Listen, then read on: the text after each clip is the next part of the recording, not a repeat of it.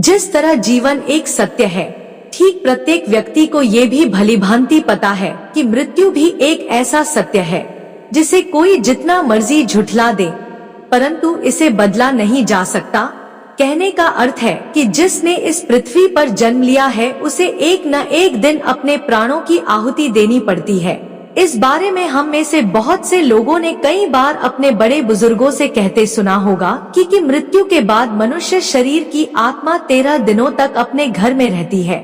मगर ऐसा क्यों? इस बारे में क्या किसी ने सोचा है? अगर नहीं तो चलिए आज आपको इससे संबंधित जानकारी बताते हैं और जानते हैं कि आखिर क्यों मृतक शरीर की आत्मा 13 दिनों तक अपने घर में भटकती रहती। साथ ही साथ ये भी बताएंगे कि 13 दिनों तक मृतक के नाम का पिंडदान क्यों किया जाता है। बता दें कि गरुड़ पुराण में इस बारे में विस्तार से बताया गया है।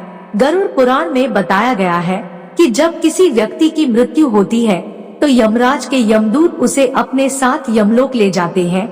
यहाँ उसके अच्छे और बुरे कर्मों का हिसाब होता है और फिर 24 घंटे के अंदर यमदूत उस प्राणी की आत्मा को वापस घर छोड़ जाते हैं। यमदूत के द्वारा आत्मा को वापस छोड़ जाने के बाद मृतक की आत्मा अपने परिजनों के बीच भटकती रहती है और अपने परिजनों को पुकारती रहती है, लेकिन उसकी आवाज को कोई नहीं सुन पाता। यह देखकर मृत व्यक्ति की आत्मा बेचैन हो जाती है और जोर जोर से चिल्लाने लगती है।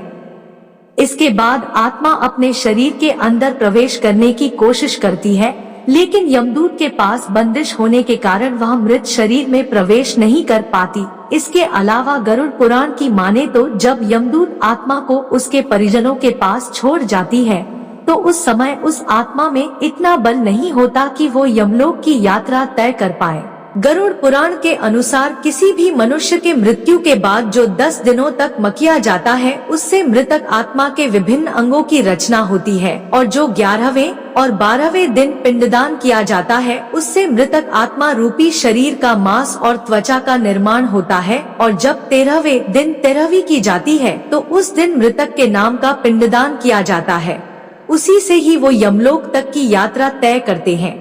अर्थात मृत्यु के बाद मृतक के नाम का जो पिंडदान किया जाता है उसी से ही आत्मा को मृत लोक से यमलोक तक यात्रा करने का बल मिलता है।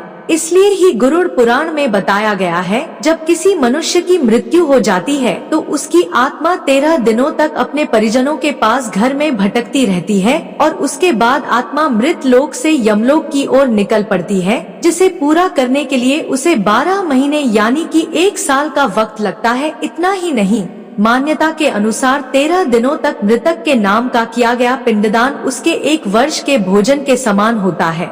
पिंडदान न किया जाए तो क्या होगा? इसके अलावा बता दें, अक्सर लोगों के मन में ये सवाल भी जरूर आता है कि अगर किसी मृत व्यक्ति के नाम का पिंडदान नहीं किया गया तो क्या होता है। तो दोस्तों आपको बता दें कि इसका भी वर्णन गरुड़ पुराण में किया गया है।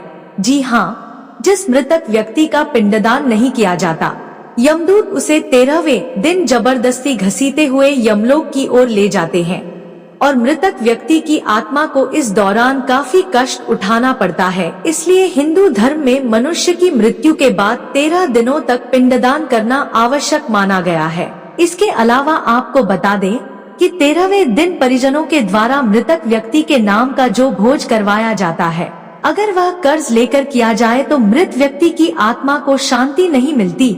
इतना ही नहीं, गरुड़ पुराण में यह भी बताया गया कि जो व्यक्ति जीवित रहते हुए अच्छे कर्म करता है, मृत्यु के बाद उसकी आत्मा को यात्रा के दौरान यमदूत कोई कष्ट नहीं देते और जो व्यक्ति बुरे कर्म करते हैं उसकी आत्मा को यमदूत यात्रा के दौरान कई यातनाएं देता है और आत्मा को कई कष्ट भोगने पड़ते हैं।